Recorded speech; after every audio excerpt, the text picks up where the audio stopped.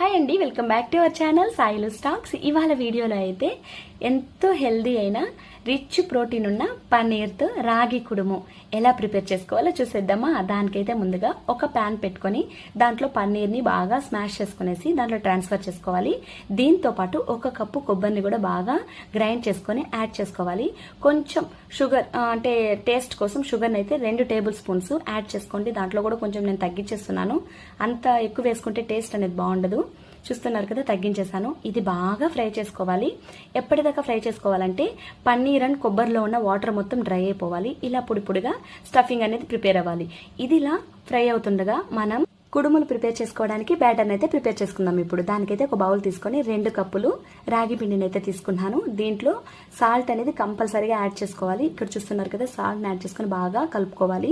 ఇలా కలుపుకున్న దాంట్లో కొంచెం కొంచెం హాట్ వాటర్ని వేసుకుంటూ బాగా మెత్తగా కలుపుకోవాలి. ఏ విధంగా అంటే ఇక్కడ చూస్తున్నారు కదా, ఉండ వచ్చేలాగా కలుపుకోవాలి. అది పక్కకు పెడితే అలా అయిపోవాలి.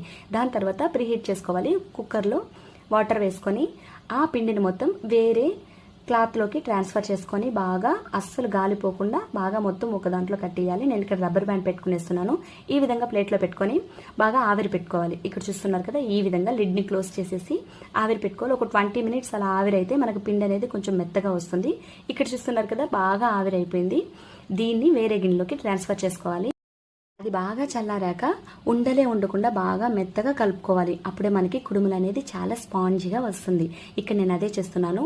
దాంతోపాటు 1 టేబుల్ స్పూన్ ఇక్కడ చూపిస్తున్నాను చూడండి, ఇటువంటి హెరిటేజ్ కౌ గీ ఉంటే యూస్ చేసుకుంటే చాలా టేస్టీగా ఉంటుంది కుడుములు. ఆ విధంగా నెయ్యి వేసుకున్నాక కలుపుకుంటే మీకు ఉండ వచ్చేస్తే ఓకే, లేదనుకుంటే అస్సలు వరి కాకండి, కొంచెం హాట్ వాటర్ వేసుకుంటే సరిపోతుంది. అదేం కాదు, ఇలా పిండి అనేది గిన్నెకి అతుక్కోకుండా వచ్చేస్తే కుడుములు అనేది హాఫ్ ఆఫ్ ది వర్క్ అయిపోయినట్లే. ఈ విధంగా షేప్ చేసుకొని దాని లోపల స్టఫింగ్ అనేది పన్నీర్ కొబ్బరిని పెట్టుకుంటే మనకి ఆవిరి కుడుములు అయితే ప్రిపేర్ అయిపోతున్నాయండి. ఇదే కాకుండా దీంతో ఇంకొక రకం కూడా ఉంటుంది. ఆ రాగి పిండిని ఆ పన్నీర్ స్టఫింగ్తో మొత్తం మిక్స్ చేసుకునేసి ఆ విధంగా బాగా ప్రెస్ చేసుకొని పెట్టుకుంటే ఇది ఒక రకమైన కుడుములు. ఇదే రకంగా మనము బియ్య పిండితో చేసుకుంటాం చూడండి, పూర్ణం కుడుములు. అంటే లోపల స్టఫింగ్ పెట్టుకొని చేసుకుంటాం కదా, దాన్ని పూర్ణం కుడుములు. బెల్లం వాటర్తో వేసి చేసుకుంటే అది బెల్లం కుడుములు అంటాం కదా, అదే విధంగా ఉన్నాయి కదా ఇవి కూడా. కానీ దానికన్నా ఇవి ఎంతో హెల్దీ అయినటివి. వీటిని ఇలా చేసుకున్నాక ప్రీహీట్ చేసుకున్న వాటర్లో ఈ విధంగా సెట్ చేసుకొని ఇడ్లీ పాత్రలో ఆవిరి ఒక 15 మినిట్స్ పెట్టుకుంటే సరిపోతుంది. చాలా రిచ్ ప్రోటీన్ ఉన్న హెల్దీ కుడుములు అయితే ప్రిపేర్ అయిపోయాయి. చూస్తున్నారు కదా, చాలా బాగున్నాయండి ఇవి. మా బాబుకి అయితే చాలా ఇష్టం ఇవైతే. వీక్కి ఒక్కసారైనా చేస్తాను నేను ఈ విధంగా.